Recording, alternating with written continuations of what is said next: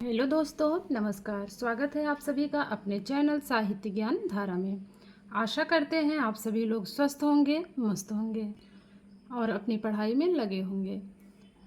तो कवियों की श्रृंखला में हम लोगों ने कल पढ़ा था जयशंकर प्रसाद जी के बारे में।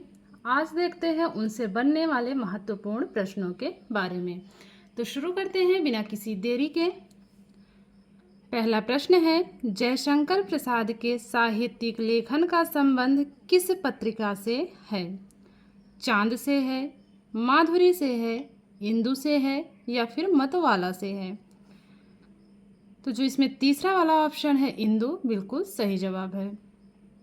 दूसरा प्रश्न है, जयशंकर प्रसाद प्रारंभ में कलाधर उपनाम से किस भाषा में रचनाएं करते थे?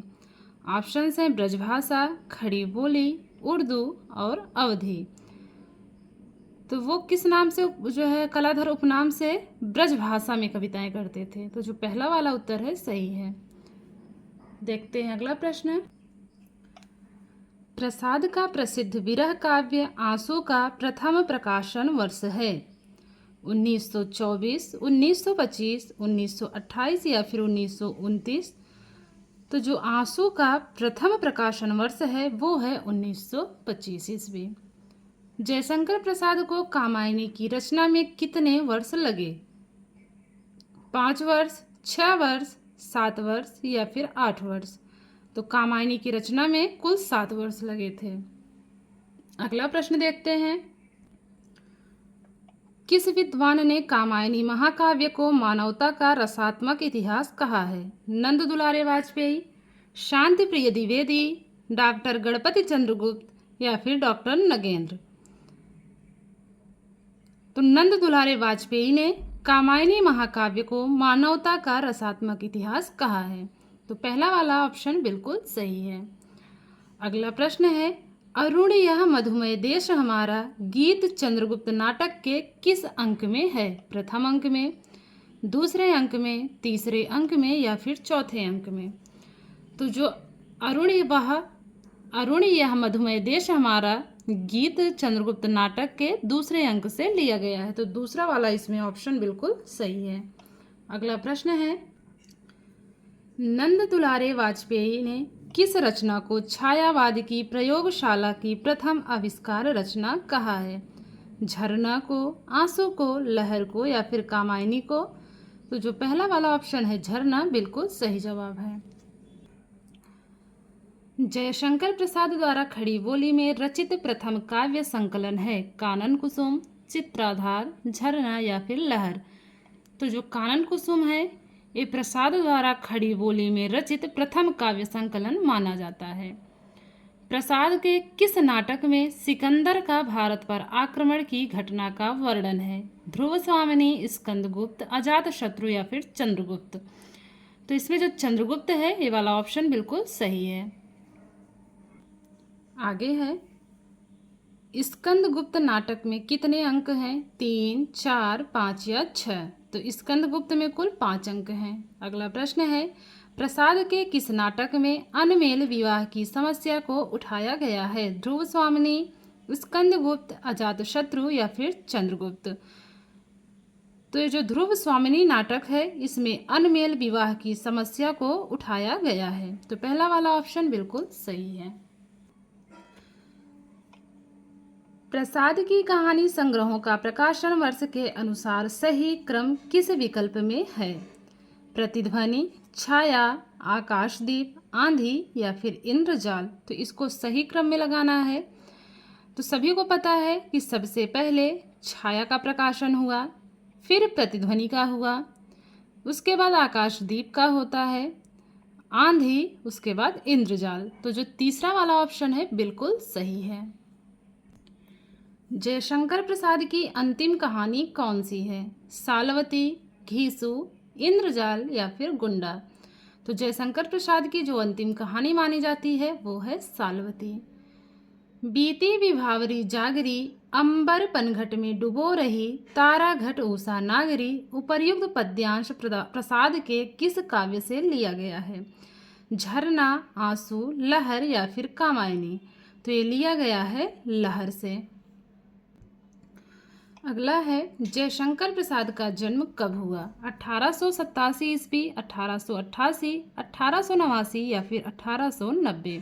तो प्रसाद जी का जन्म 1889 ईस्वी में हुआ है। अगला प्रश्न है जयशंकर प्रसाद का जन्म कहाँ हुआ? कोयरीपुर जौनपुर, लमही बनारस, अगोना बस्ती या फिर काशी में? तो जयशंकर प्रसाद जी का जन्म काशी में हुआ। अगला प्रश्न है इंदु पत्रिका का प्रकाशन कब प्रारंभ हुआ? आपके सामने ऑप्शंस हैं 1908 ईस्वी, 1901, 1907 या फिर 1909 ईस्वी। तो इंदु पत्रिका का प्रकाशन 1909 ईस्वी से प्रारंभ होता है। अगला प्रश्न है जयशंकर प्रसाद की बचपन से ही किस विषय में गहरी रुचि थी? इतिहास व दर्शन, ज्योतिष व मनोविज्ञान, अर्थशास्त्र व राजनीति, गणित व विज्ञान? तो जयशंकर प्रसाद की बचपन से ही जो रुचि थी वो विषय था इतिहास व दर्शन। अगला प्रश्न है जयशंकर प्रसाद की प्रतिनिधि रचना कौन सी है?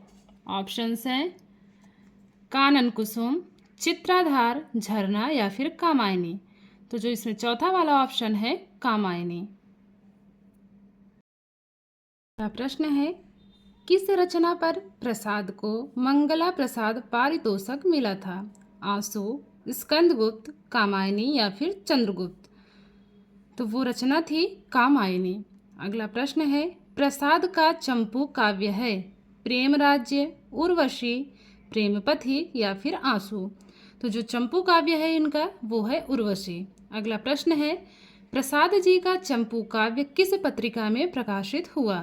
चांद, माधुरी, इंदु या फिर मतवाला? तो जो प्रकाशित हुआ वो है इंदु पत्रिका। तो किस में हुआ है? इंदु में हुआ है। अगला प्रश्न है प्रसाद जी का कौन सा नाटक हिंदी का प्रथम गीति नाट्य माना जाता है? राज्यश्री, करुड़ालय, कल्याणी या फिर कामना? तो करुड़ालय जो है हिंदी का प्रथम गीति नाट्य माना जाता है प्रसाद जी का। आगे है प्रसाद जी को छायावाद का प्रवर्तक किसने माना है? इला चंद्र जोशी, डॉक्टर गणपति चंद्र गुप्त, आ और बा दोनों या फिर शुक्ल जी? तो प्रसाद जी को छायावाद का प्रवर्तक इला चंद्र जोशी व डॉक्टर गणपति चंद्र दोनों ने माना है। तो इसमें जो तीसरा वाला ऑप्शन है बिल्कुल सही है। आगे है प्रसाद जी का कौन सा काव्य विरह काव्य है? आंसू, कानन कुसुम, लहर या फिर झरना? तो नाम से ही प्रतीत हो रहा है कि अगर विरह है तो उसमें आंसू स्वाभाविक है। आंसू काव्य का दूसरा संस्करण कब प्रकाशित हुआ? 1924, 1925, 1931 या फिर 1933? तो जो आंसू काव्य का दूसरा संस्करण प्रकाशित हुआ उसका समय है 1933 ईस्वी। अगला प्रश्न है आंसू काव्य के दूसरे संस्करण में पहले संस्करण से कितने छंद अधिक हैं? 64, 65, 66 या 67? तो इसमें जो 64 वाला ऑप्शन है बिल्कुल सही है। तो आंसू काव्य के दूसरे संस्करण में पहले संस्करण से 64 छंद अधिक हैं। इस बात का विशेष ध्यान रखेंगे। प्रसाद जी की प्रथम छायावादी कविता है खोलो द्वार, गिरजे का घंटा, जूहे की कली या फिर दिया? तो प्रसाद जी की प्रथम छायावादी कविता जो है उसका नाम है खोलो द्वार। अगला प्रश्न है प्रसाद जी की प्रथम छायावादी कविता खोलो द्वार किस पत्रिका में प्रकाशित हुई? चांद, माधुरी, इंदु या मतवाला? तो जो खोलो द्वार इनकी कविता है प्रथम छायावादी कविता मानी जाती है प्रसाद जी की, उसका प्रकाशन हुआ है इंदु पत्रिका में। अगला प्रश्न है प्रसाद जी की कविता खोलो द्वार कब प्रकाशित हुई? 1914, 1915, 1911 या फिर 1913? तो प्रसाद जी की कविता खोलो द्वार कब प्रकाशित हुई? तो 1914 ईस्वी में। अगला प्रश्न है प्रसाद ने शतपथ ब्राह्मण के आधार पर किस काव्य की रचना की? कानन कुसुम, चित्राधार, झरना या फिर कामायनी? तो जो इसमें सही जवाब है वो है कामायनी। अगला प्रश्न है छायावाद का सर्वश्रेष्ठ महाकाव्य है चिदंबरा, लोकायतन, कामायनी या फिर अतिमा। तो छायावाद का सर्वश्रेष्ठ महाकाव्य जो माना जाता है वो है कामायनी। कामायनी की रचना कब हुई? 1928, 1925, 1931 या फिर 1935। तो जो इसमें सही जवाब है वो है 1935। अगला प्रश्न है, कामायनी को नए युग का काव्य किसने कहा? नंद दुलारे वाजपेयी, शांति प्रिय द्विवेदी, डॉक्टर गणपति चंद्र गुप्त या फिर नगेंद्र। तो कामायनी को नए युग का काव्य मानने वाले विद्वान जो हैं वो हैं नंद दुलारे वाजपेयी जी। अगला प्रश्न है, कामायनी को छायावाद का उपनिषद किसने कहा है? नंद दुलारे वाजपेयी, शांति प्रिय द्विवेदी, डॉक्टर गणपति चंद्र गुप्त या फिर डॉक्टर नगेंद्र। तो कामायनी को छायावाद का उपनिषद कहने वाले जो विद्वान हैं वो हैं शांति प्रिय द्विवेदी जी। तो उपनिषद पढ़ने से क्या होगी? शांति मिलती है। तो इस प्रकार से कनेक्ट कर सकते हैं। प्रसाद की किस रचना से छायावाद का वास्तविक आरंभ माना जाता है? झरना, आंसू, लहर या फिर कामायनी। तो झरना से माना जाता है। अगला प्रश्न है, झरना काव्य का प्रकाशन वर्ष है? 1918, 1919, 1921 या फिर 1920। तो जो झरना काव्य का प्रकाशन वर्ष है वो है 1918 ईस्वी। तो पहला वाला ऑप्शन बिल्कुल सही है। कामायनी में कितने सर्ग हैं? 14, 15, 13 या 14। तो इसमें कुल 15 सर्ग हैं। तो दूसरा वाला ऑप्शन बिल्कुल सही है। अगला प्रश्न है, कामायनी का प्रथम सर्ग है? आशा, चिंता, श्रद्धा, काम। तो कामायनी का जो प्रथम सर्ग है उसका नाम है चिंता। अगला प्रश्न है, कामायनी का अंतिम सर्ग है? वासना, दर्शन, आनंद या फिर रहस्य। तो कामायनी का अंतिम सर्ग है आनंद। तो चिंता से क्या होती है? चिंता से शुरुआत होती है और आनंद से समापन होता है। इस प्रकार इसको याद कर सकते हैं। कामायनी के प्रथम सर्ग चिंता के कुछ अंश 1928 में किस पत्रिका में छपे थे? इंदु, कादम्बिनी, सुधा या फिर जागरण। तो वो पत्रिका थी सुधा। कामायनी का दूसरा सर्ग है? आशा, चिंता, श्रद्धा, काम। तो कामायनी का जो दूसरा सर्ग है वो है आशा। पहला है चिंता, दूसरा है आशा। कामायनी का तीसरा, चौथा, पांचवा, छठा, सातवां और आठवां सर्ग क्रमशः किस विकल्प में है? तो इसमें से जो सही जवाब है वो है सा वाला ऑप्शन, तीसरा। तो सबसे पहले क्या है? चिंता, फिर आशा, उसके बाद तीसरा क्या होगा? श्रद्धा, काम, वासना, लज्जा, कर्म और ईर्ष्या। तो इस प्रकार से तीसरा वाला ऑप्शन बिल्कुल सही है। अगला प्रश्न है, कामायनी के अंतिम 4 सर्ग क्रमशः किस विकल्प में हैं? तो देख के ही पता चल रहा है कि तीसरा वाला ऑप्शन होगा, क्योंकि जो इसका अंतिम सर्ग है वो आनंद है। तो बिना कुछ देखे समझे ही ये तीसरा वाला ऑप्शन बिल्कुल सही है। अगला प्रश्न है, प्रसाद का कलाधर उपनाम से लिखा गया काव्य है? कानन कुसुम, चित्राधार, झरना या फिर कामायनी। तो चित्राधार है। अगला प्रश्न है, इनमें से कौन सी कहानी प्रसाद जी की आत्मकथात्मक शैली में नहीं है? तानसेन, चित्र वाले पत्थर, आंधी या फिर ग्राम गीत। तो जो पहला वाला ऑप्शन है ये नहीं है। प्रसाद जी का खड़ी बोली में लिखा गया प्रथम काव्य है? कानन कुसुम, चित्राधार, झरना या फिर कामायनी। तो वो है कानन कुसुम। अगला प्रश्न है, देवसेना का गीत प्रसाद के किस नाटक में है? चंद्रगुप्त, स्कंदगुप्त, ध्रुवश्री या फिर अजातशत्रु। तो देवसेना का गीत प्रसाद के स्कंदगुप्त नाटक में है। प्रसाद का कौन सा नाटक कल्हड़ की राजतरंगिणी के आधार पर लिखा गया है? जन्मेजय का नागयज्ञ, विशाख, अजातशत्रु या फिर कामना। तो वो है विशाख। प्रेम पथिक काव्य ब्रज भाषा में कब प्रकाशित हुआ? 1904, 1905, 1901 या फिर 1903 में। तो जो प्रेम पथिक है ये ब्रज भाषा में 1905 ईस्वी में प्रकाशित हुआ। प्रसाद का बभ्रुवाहन काव्य कब प्रकाशित हुआ? 1914, 15, 11 या फिर 13? तो 1911 ईस्वी। अगला प्रश्न है, इनमें से कौन सा काव्य प्रसाद का नहीं है? आंसू नहीं है, उच्छ्वास नहीं है, शोकोच्छ्वास नहीं है या फिर वन मिलन नहीं है? तो इसमें से जो उच्छ्वास है ये प्रसाद जी का काव्य नहीं है। अगला प्रश्न देखते हैं, प्रसाद के प्रबंध काव्यों का प्रकाशन वर्ष के अनुसार सही अनुक्रम किस विकल्प में है? तो प्रकाशन वर्ष के अनुसार सबसे पहले प्रेम राज्य आएगा, फिर वन मिलन आएगा, फिर अयोध्या का उद्धार है और अंतिम में है आंसू।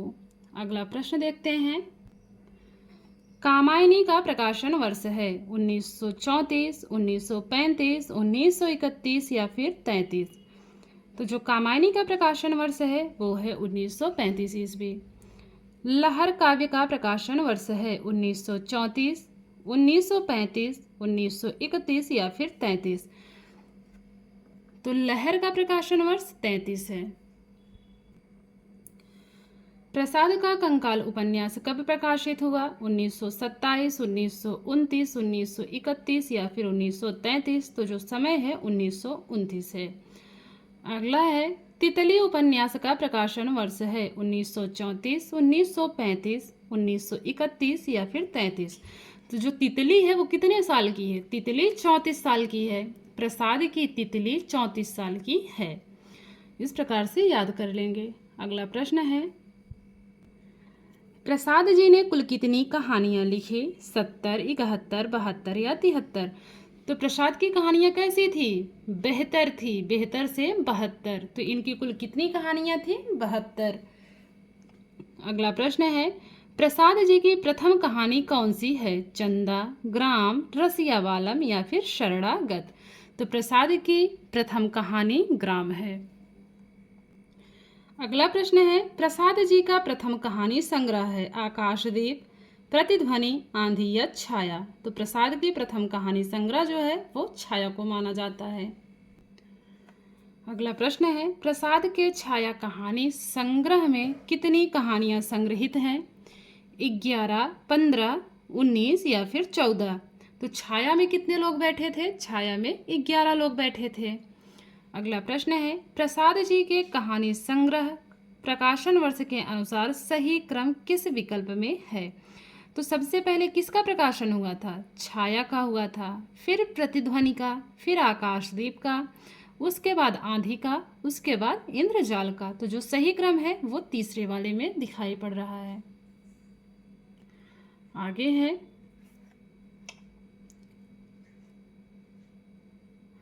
प्रसाद जी की प्रथम कहानी ग्राम कब प्रकाशित हुई? 1914, 15, 11 या 13? तो ग्राम जो है इसका प्रकाशन वर्ष है 1911 ईस्वी। अगला प्रश्न है, प्रसाद जी की कौन सी कहानी काबुलीवाला के निकट मानी जाती है? हिमालय का पथिक, गुदड़साई या फिर घीसू या गुंडा? तो जो इसमें सही जवाब है वो है गुदड़साई। अगला प्रश्न है, प्रसाद जी की प्रेम संवेदना की लंबी कहानी कौन सी है? दासी, चित्र वाले पत्थर, आंधी या फिर नीरा? तो वो है आंधी। अगला प्रश्न है, कंजर जीवन की प्रेमपूर्ण कहानी कौन सी है? नूरी, इंद्रजाल, अनबोला या फिर ग्रामगीत? तो जो कंजर जीवन की प्रेमपूर्ण कहानी है वो इंद्रजाल को माना जाता है। अगला प्रश्न देखते हैं, प्रतिध्वनि कहानी संग्रह का प्रकाशन वर्ष है 1927, 1926, 1931 या फिर 1933?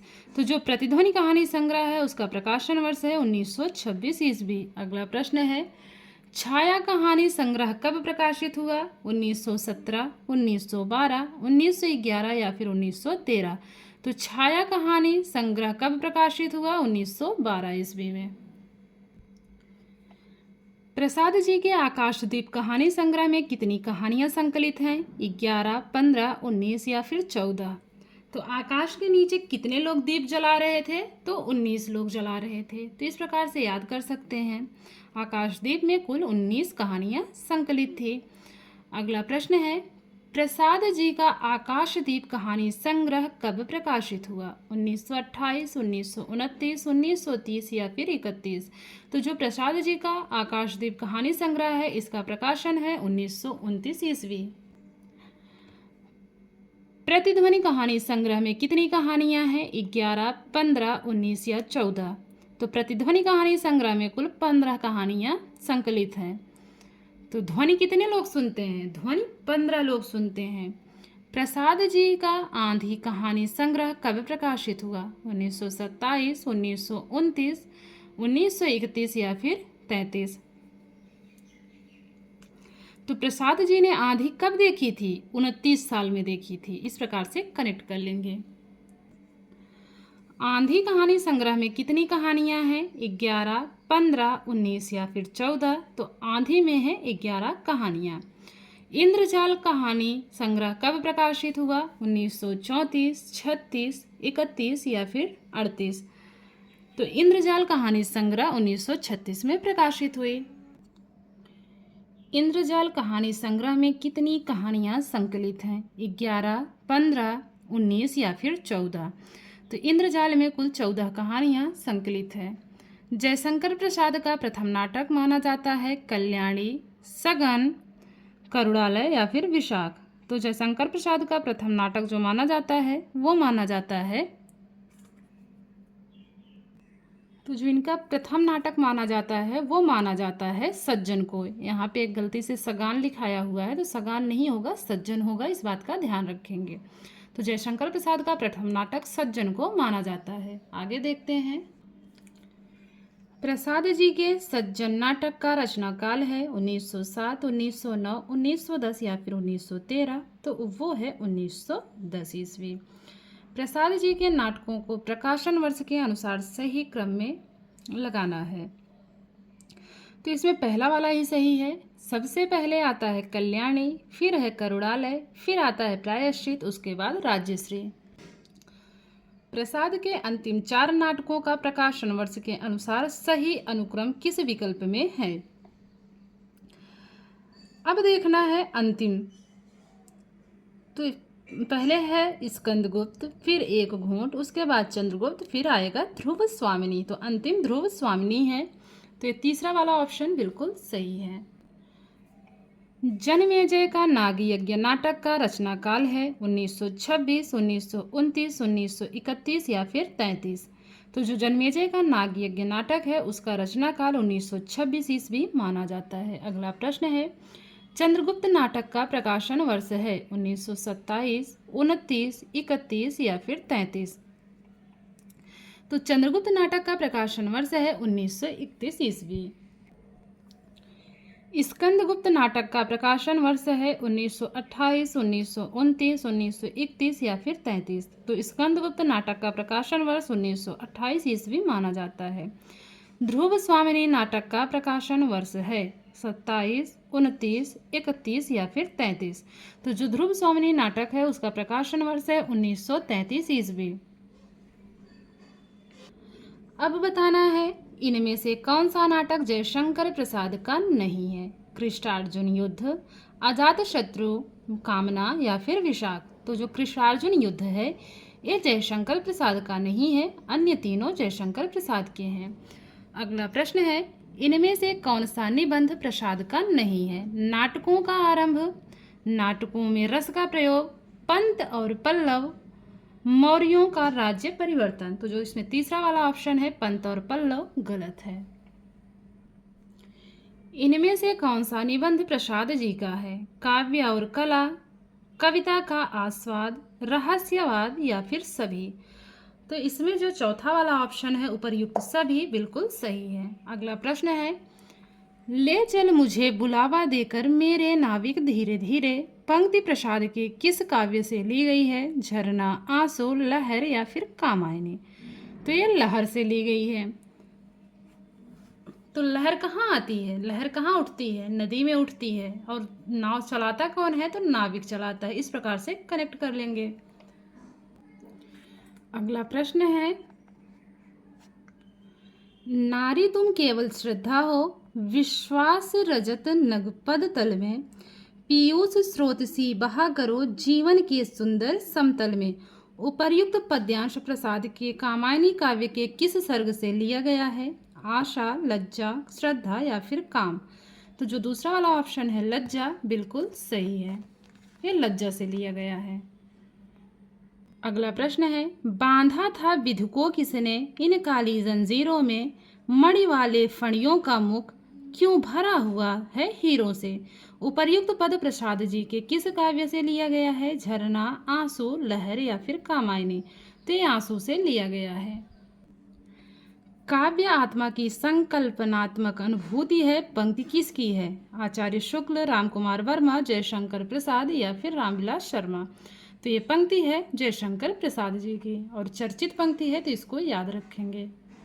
अगला प्रश्न है, जब वेदना के आधार पर स्वानुभूतिमयी अभिव्यक्ति होने लगती है तब हिंदी में उसे छायावाद के नाम से अभिहित किया जाता है। छायावाद की उपर्युक्त परिभाषा किस विद्वान ने दी है?